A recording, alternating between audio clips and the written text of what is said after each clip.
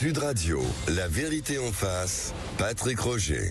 My fellow Americans, this is Liberation Day. On appelle cela une journée noire sur les marchés. Ah oui, absolument. Là, les chiffres sont très impressionnants. 6,5% de baisse à l'ouverture de la bourse de Paris. This will be the golden age of Americans coming back. Recul dès l'ouverture à Wall Street. Dans le monde, en Asie aussi, les marchés ont dévissé. On n'a jamais vu ça quasiment en l'espace de 125 ans. Bah oui, la monnaie, évidemment, qui a chuté, les bourses, les actions, etc. Un lundi noir hier. Didier Testo, bonjour. Bonjour. Vous êtes spécialiste, rapprochez-vous bien du micro.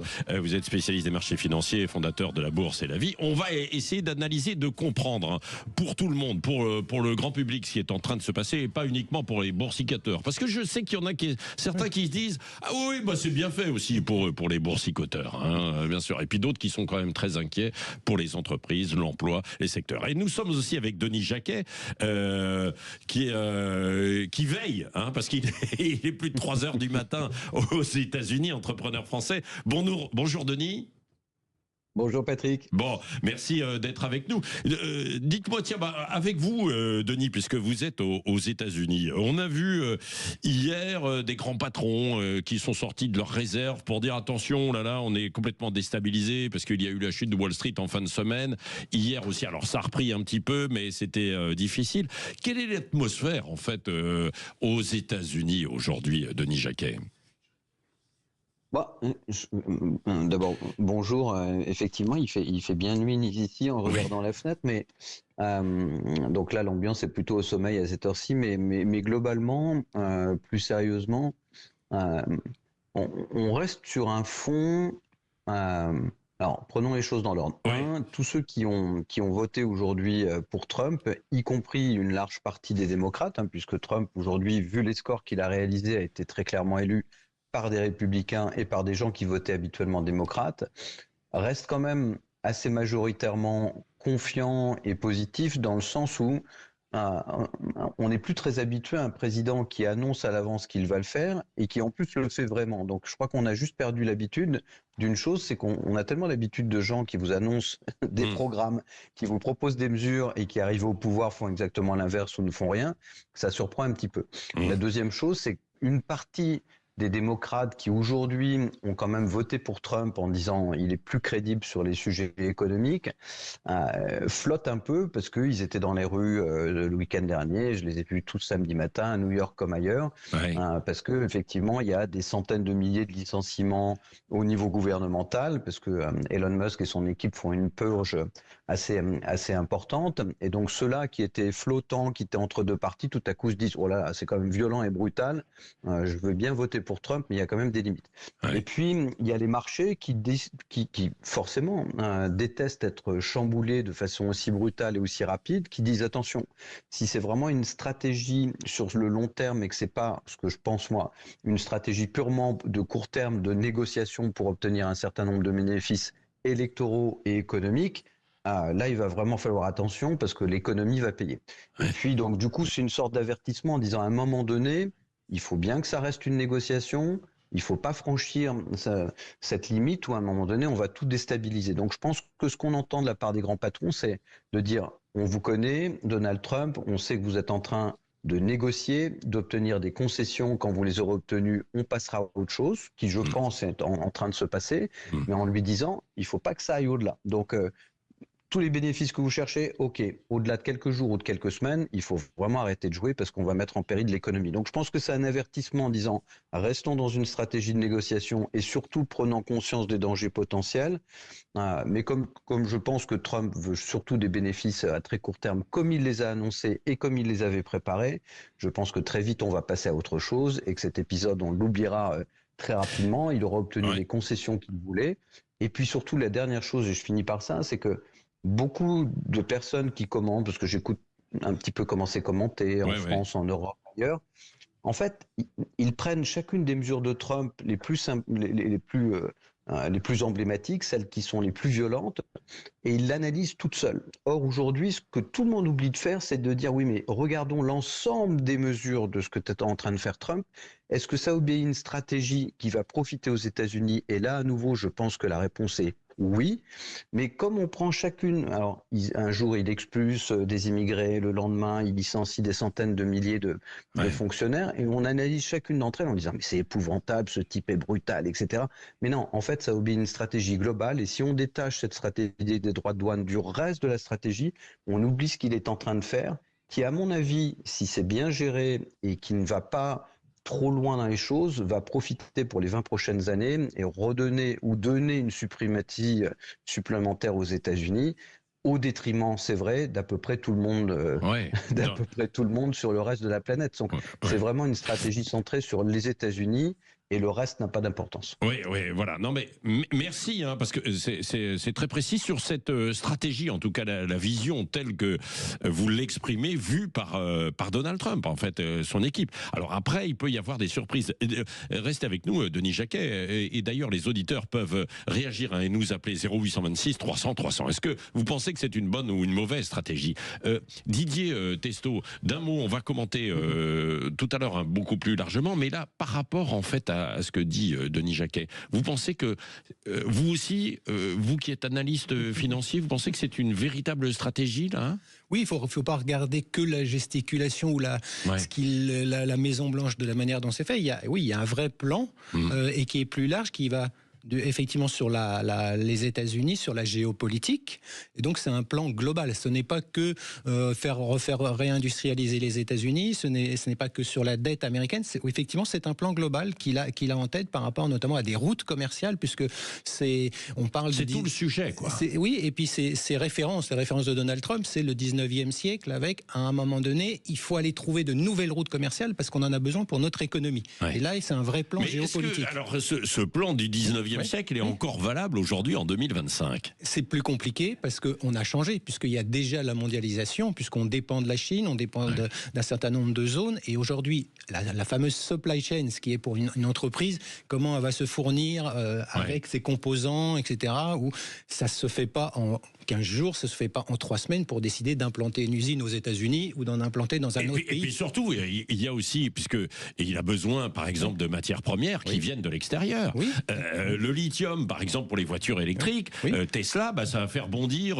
Je crois qu'il y a eu des gens qui ont été mis au chômage dans quelques villes, ou aussi dans le secteur de l'automobile américain. Ça peut se retourner, quoi. Mais les métaux rares, par exemple, c'est une guerre mondiale, et où effectivement la Chine a un avantage compétitif aujourd'hui, et où les États-Unis peuvent souhaiter, notamment au Groenland, récupérer un certain nombre de métaux rares. C'est pour ça que, en fait, c'est tout ça le fameux projet, quoi. Le dysprosium au Groenland, où il y en a beaucoup plus qu'aux États-Unis. Le dysprosium, c'est ce qui vous permet de ne pas chauffer votre batterie de téléphone portable. Vous voyez un peu l'importance du dysprosium. Et là, il y a une bataille effectivement mondiale pour accaparer effectivement ces métaux rares. Allez, on va poursuivre dans un instant la vérité en face autour de toutes ces conséquences et ces décisions de Donald Trump. Tiens, l'une des conséquences ce matin, c'est que la Chine, par exemple, a demandé, vous savez, à ce groupe de fast fashion qu'on appelle Shine, qui, du coup, face à ces décisions de Donald Trump, envisageait de délocaliser une partie de sa production en dehors de la Chine pour pouvoir aller, évidemment, s'implanter aux États-Unis. Le gouvernement chinois a dit non.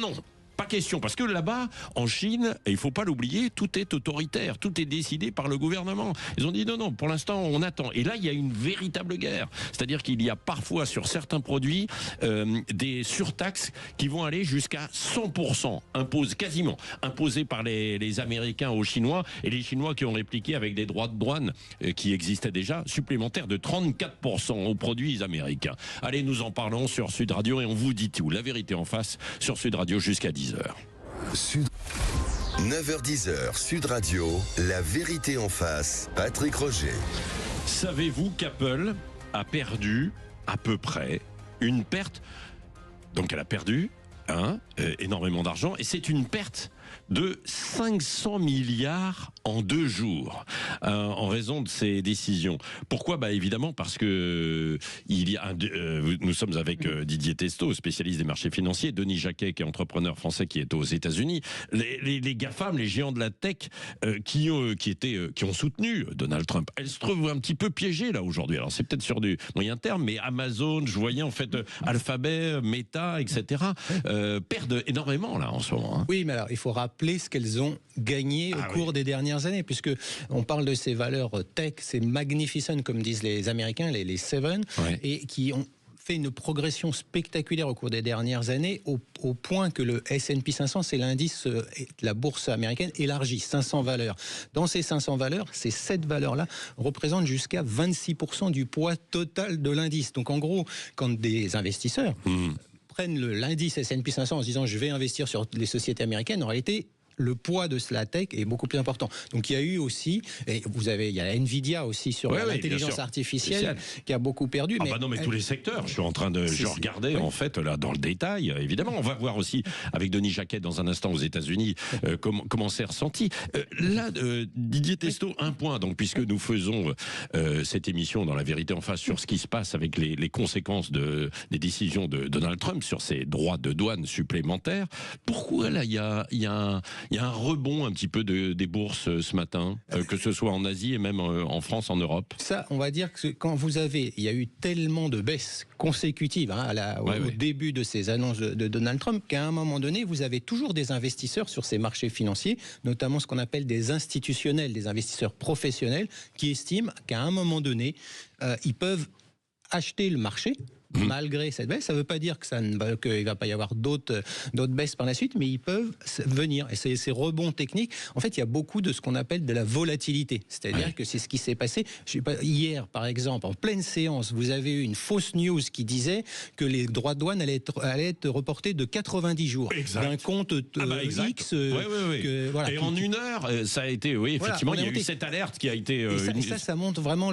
l'extrême volatilité et les marchés qui sont très nerveux en ce moment parce que finalement ils ne savent pas où ils vont. C'est l'incertitude qu'il y a sur les marchés et c'est ce que est en train de faire Donald Trump. Finalement, ce manque de visibilité fait peur. Les investisseurs, ils ont l'habitude de prendre des risques. Quand vous allez en bourse, vous investissez sur des sociétés dans le monde entier, donc vous prenez des risques et vous évaluez le risque que vous prenez. Là, en fait, ils ne savent pas parce que on n'a pas de visibilité sur telle ou telle taxe et les conséquences économiques. Personne aujourd'hui ne vous dresse un tableau économique clair. Du côté américain, on vous dit, et des acteurs importants, Larry Fink, le PDG de BlackRock, qui est un soutien de Donald Trump, il a dit, lui, qu'on était déjà en récession et quand il parlait avec les dirigeants, on est déjà en récession. Vu de l'Europe, les investisseurs européens disent non, on ne va pas avoir de récession. Donc, mais il y a des vraies questions sur les conséquences économiques de ce qui se passe. Denis Jacquet, et on a l'impression que Donald Trump, il n'a pas envie de s'arrêter. Là, il n'envisage pas de pause, c'est ce qu'il a dit dans les droits de douane. Et maintenant, il dit à chaque pays, venez négocier et discutons, quoi. Mais est-ce qu'il ne va pas non plus, est-ce qu'il ne risque pas de céder parce qu'il y a quand même une pression en fait des marchés, quoi, Denis? D'abord, félicitations à votre chroniqueur, parce que c'est rare de faire preuve de pédagogie sur ces sujets-là, et là, c'est compréhensible un petit peu par tous. Alors, il se trouve que j'étais à une réunion où il y avait Larry Fink, que vous venez de citer, qui est quand même le plus gros fonds d'investissement au monde. Alors, juste petit correctif, Larry Fink n'est pas du tout trumpien. Il a toujours voté démocrate.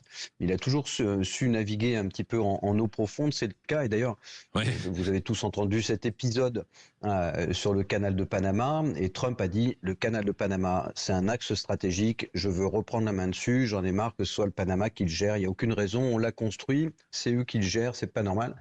Et celui qui a très, très habilement trouvé une solution, alors qu'il est plutôt démocrate, c'est Larry Fink qui a dit, attendez, je vais trouver un acheteur pour le canal de Panama. Il a trouvé un acheteur qui indirectement donne une sorte de pouvoir aux États-Unis sur Panama. Et Larry Fink, très habilement, du coup, qui est plutôt effectivement de l'autre côté du spectre politique, c'est accorder les faveurs de Trump qui lui parlait pas beaucoup et qui tout à coup maintenant le fait venir tous les 2 jours là à la Maison Blanche. Donc il a très très habilement joué.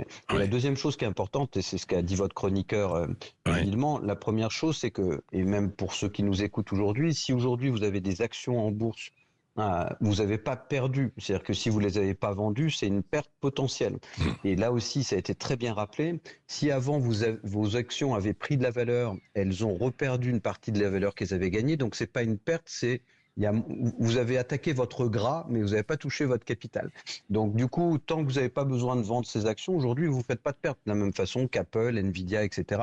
ont vu leur valeur fondre, mais c'est pas une perte financière, ça ne le serait que si elles devaient Bien vendre. sûr. Non, mais c'est vrai. Tout ça, c'est potentiel, donc, quoi, du coup, bien sûr. Ouais. Voilà, donc du coup, c'est uniquement potentiel. Et franchement, pour tous ceux qui font un petit peu de trading, même à titre individuel, comme je peux le faire tous les jours depuis quelques années, c'est pas la première fois qu'on voit des décrochés. Là, ils sont violents et durables.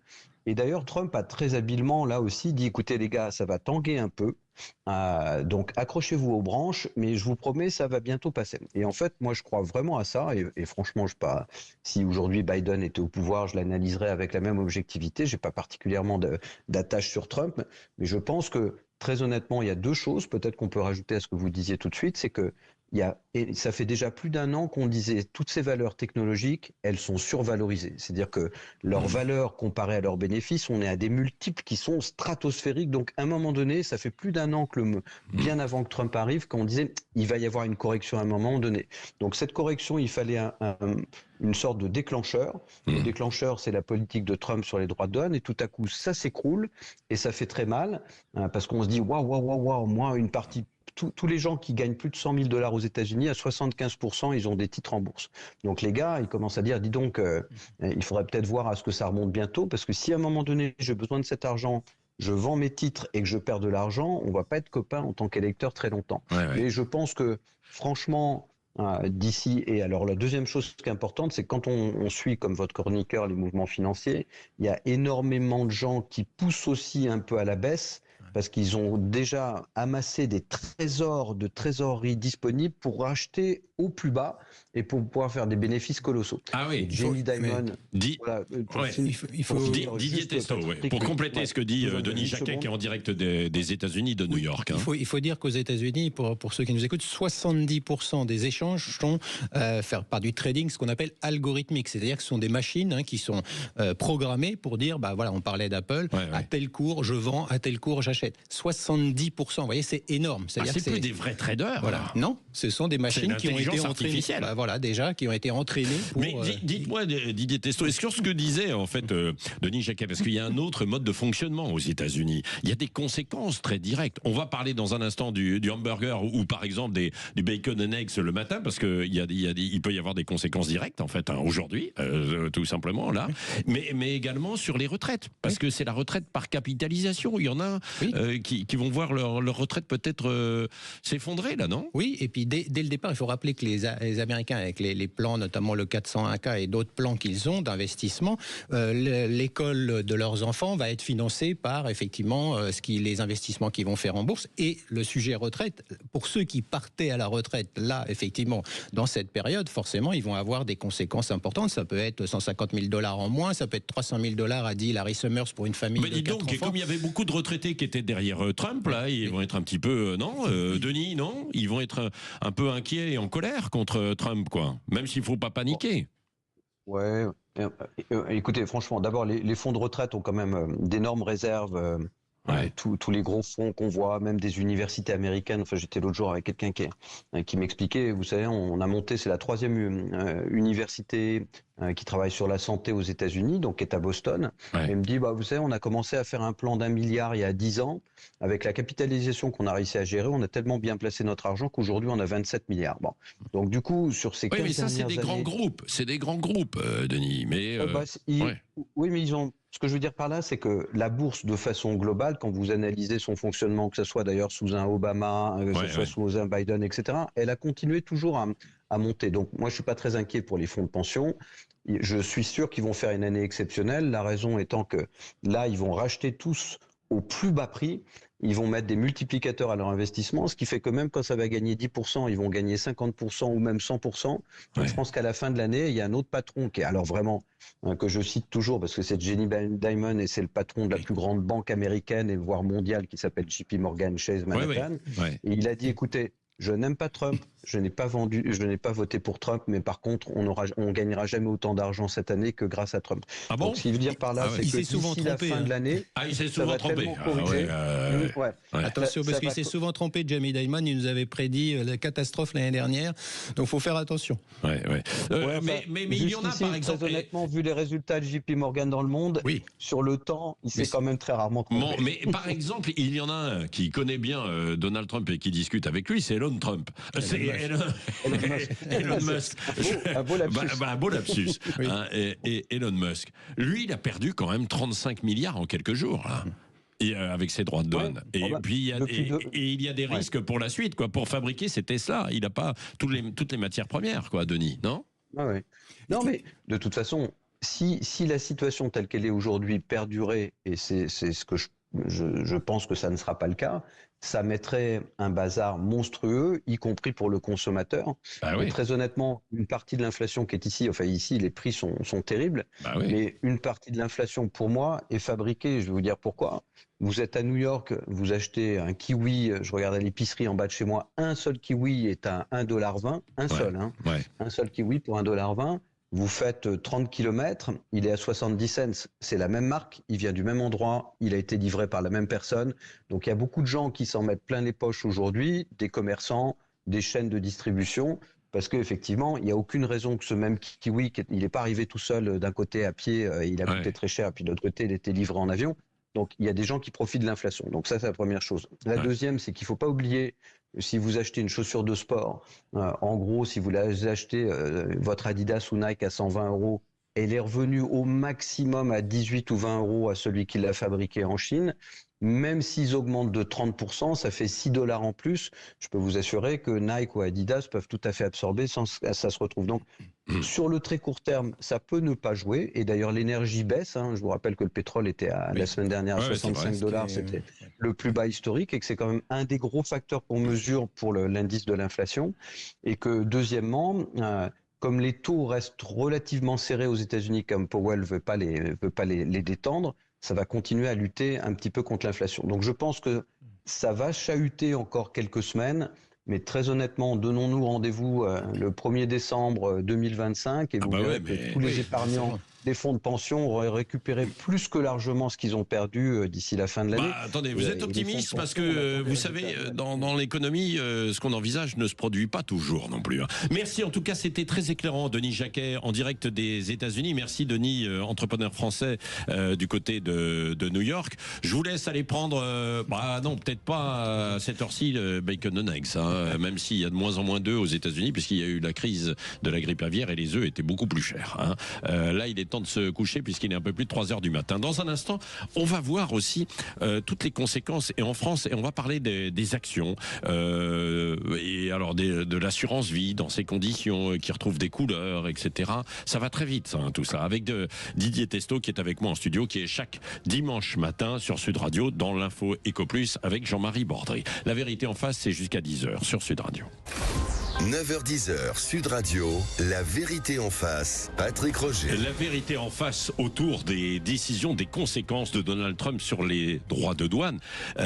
Et c'est comme un domino, c'est-à-dire que les pièces tombent, évidemment, ou alors après, ça s'arrête à un moment donné. On a parlé de la récession, des conséquences, et l'effet domino, l'effet papillon, appelez ça comme vous voulez. Didier Testo, vous êtes spécialiste des marchés financiers. Très concrètement, pour nous, pour Manu qui est au standard, pour tous les auditeurs là qui nous écoutent et qui peuvent réagir au 0826 300 300, quelles sont les conséquences de tout ce qui s'est passé? Quand je regarde par exemple les matières premières, je vois que le pétrole baisse. Pourquoi ? Parce que les investisseurs n'envisagent pas une économie forte dans les prochains mois. Clairement, il y avait déjà, avant cette crise, on avait quand même l'économie chinoise qui n'était pas en grande forme. Il y avait un plan de relance chinois. En Europe, on était quand même sur une croissance, mais qui était modérée. Certes, les États-Unis progressaient, mais donc il y avait ce ralentissement, on va dire, en cours. Donc, on a ça, mais il faut regarder aussi du côté du cuivre. Vous savez, le cuivre, c'est une très bonne matière première, parce que en fait, derrière, tout ce qui se passe sur le cuivre, c'est un peu le baromètre de l'économie. On va en avoir besoin pour notre transition énergétique du cuivre. Et là, on se retrouvait au plus bas depuis août 2024. De l'autre côté, vous aviez l'or, vous savez, on en a eu l'occasion d'en parler, des records sur l'or. Quand vous achetez de l'or, c'est que vous n'avez pas vraiment confiance sur ce qui est en train de se passer. C'était avant même que Donald Trump annonce ses droits de douane. Vous avez également le franc suisse, par exemple, qui monte. Ça, quand les investisseurs achètent du franc suisse, c'est qu'ils se disent, bon, on ne sait pas trop ce qui se passe, on a un peu peur. C'est les placements garantis de sécurité, si d'attente. Ouais. Ce n'est pas d'investissement long terme, mais vous avez quelque chose qui est arrivé et ça a été violent. Oui, et Didier Testot, ce qui veut dire que si le pétrole, le cuivre, là, vous dites c'est essentiel dans l'économie, dans le fonctionnement, sont en baisse ou au plus bas, ça veut dire, comme le dit un spécialiste américain, qu'on rentre dans un hiver nucléaire économique, c'est-à-dire la récession ou pas, non ? C'est un hedge fund, alors il a ses mots un peu forts, mais c'est un soutien de Donald Trump, donc c'est intéressant. Il y a JP Morgan aussi, dont on parlait, JP Morgan, qui dit 60% de risque de récession. Donc côté États-Unis, il y a peut-être plus d'inquiétude, ce qui est presque le paradoxe, parce que on peut dire que les marchés financiers et les investisseurs soutenaient Donald Trump au départ. Mais là, depuis quelques semaines, c'est le contraire. Et vous avez une courbe qui est effectivement spectaculaire à la baisse, alors qu'on attendait, comme en 2016, que Donald Trump fasse monter les marchés financiers. C'est ça. Même si Denis Jacquet, entrepreneur français aux États-Unis, disait il faut voir ça pas forcément sur du court terme, là, dans les jours qui viennent. Oui, mais et il y a peut-être aussi des grands patrons et des investisseurs américains qui se disent, et puis dans le monde, qui se disent bon, ça va se calmer après. C'est vrai qu'il faut négocier. Enfin voilà. La volatilité de la bourse, ça fait partie du marché. Quand on investit en bourse, on sait que ça peut être volatile. Mais alors tiens, justement à propos de bourse, là si un auditeur ou une auditrice a envie d'appeler son banquier pour savoir un petit peu ce qui se passe, parce qu'elle avait un petit peu d'argent placé dans des actions, des PEA, etc. Qu'est-ce qu'il faut faire ou qu'est-ce qu'il ne faut pas faire? D'abord, il faut rappeler un point important, parce qu'il y a peut-être ceux qui n'avaient pas encore d'actions ou qui en ont. Il faut rappeler qu'on doit investir en bourse qu'avec de l'argent dont on n'a pas besoin au quotidien. Quand je dis au quotidien, ça c'est le conseil du banquier, ça veut dire pour sa vie personnelle, pour acheter de la nourriture, pour se loger, pourquoi pas pour l'éducation. On doit vraiment investir de l'argent dont on n'a pas besoin. C'est la première chose. Si aujourd'hui on ne joue pas avec la bourse. Non, en fait. non, jamais. Ça, on le voit vous parliez des réseaux sociaux tout à l'heure, vous parliez des influenceurs ou d'autres. On en voit beaucoup, mais ça c'est ce qui se passe aujourd'hui. La vérité, c'est qu'on doit être attentif parce qu'on ne sait pas à quel moment on va sortir. C'est l'exemple d'aujourd'hui. Quelqu'un qui aujourd'hui n'avait pas investi, qui regarde un certain nombre de titres, peut-être qu'il va se dire que c'est le bon moment d'investir parce que telle valorisation de tel titre, c'est le moment d'y aller. On l'a vu, c'est toutes les actions autour de la défense, l'armement qui ont explosé. Mais alors c'est peut-être un peu tard là parce que ça a pris déjà 20, 30, 40, 50% parfois. Oui, et puis on n'est pas sur du court terme. On n'est pas en capacité quand on est un particulier face aux investisseurs. On parlait de vous ne BlackRock. dites pas de panique, quoi. Non, mais il y a jamais de panique. Il faut regarder en fonction. La panique, c'est ce qui se passe. Mais en tant qu'investisseur, on doit être un investisseur de long terme. On peut pas faire du court terme. Ça, c'est réservé aux professionnels qui savent faire des allers-retours. Vous avez un travail. On espère. Il peut y avoir des retraités qui peuvent passer du temps, mais ils sont pas en capacité de savoir est-ce que la décision, par exemple, on voyait hier les mouvements d'hier de fausses news.